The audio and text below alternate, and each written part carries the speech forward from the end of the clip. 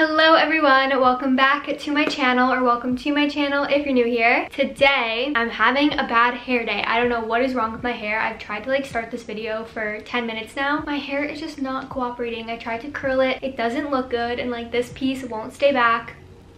Anyways, as you guys know from the title, today I'm doing a what's on my iPhone video. I really wanted to do this ever since the iOS 14 update came out because I have a whole new way of organizing my phone. So that's what I'm filming today. My phone has changed since the iOS 14 update, and I actually did a whole video dedicated to showing you guys step by step how you can transform your phone with iOS 14. So in this video, I show you how to use widgets and how to change the icon of your apps and a bunch of iOS 14 secrets. So if you haven't watched this video, you should definitely go watch it after this video. I'll have it linked down below. So if you are new here, I would love it if you would subscribe down below and also give this video a thumbs up if you enjoy it, and leave me a comment down below because I respond to every single comment. So this is my phone. It's the iPhone 8 Plus and it's the silver one. So I'll show you here. This is what the back looks like. So it's white and then silver, and the case I have on is the Hannah Meloche Wildflower case, collab. Okay, screen recording is on. So this is what my home screen looks like. It's a picture of the Eiffel Tower in Paris, and I found this picture off of Pinterest. I will also link my Pinterest down below because I have a whole board of my iOS 14 aesthetic photos. So if you like any of the photos that I use as my background or my widgets or my app screens, it'll be on my Pinterest, so you can go right there and download it. So let's open my phone. This is my first page of apps, and then you swipe to the second page, and then all the way at the end is my app library, which I'll get into at the end of the video. And then also at the front here, I just have one widget, which is the weather widget, because super helpful. I just have to swipe and I can quickly see the weather, see what it is like outside. So starting with my first page of apps, the widget that I have at the top is from Color Widgets. I really like this app. It has been glitching a little bit where the battery percentage, as you can see right now, the battery percentage isn't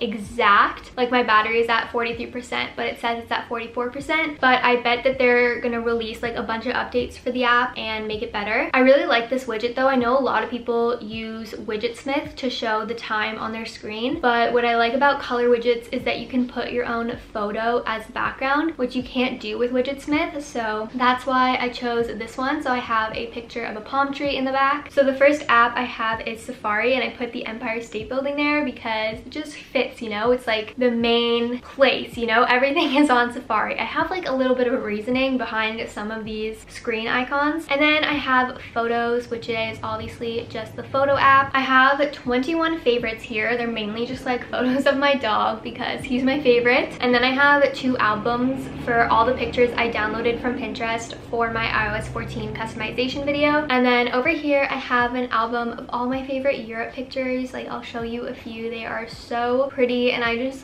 miss Europe so much. I love traveling, but that's basically it for my photos. I have 24,197 photos.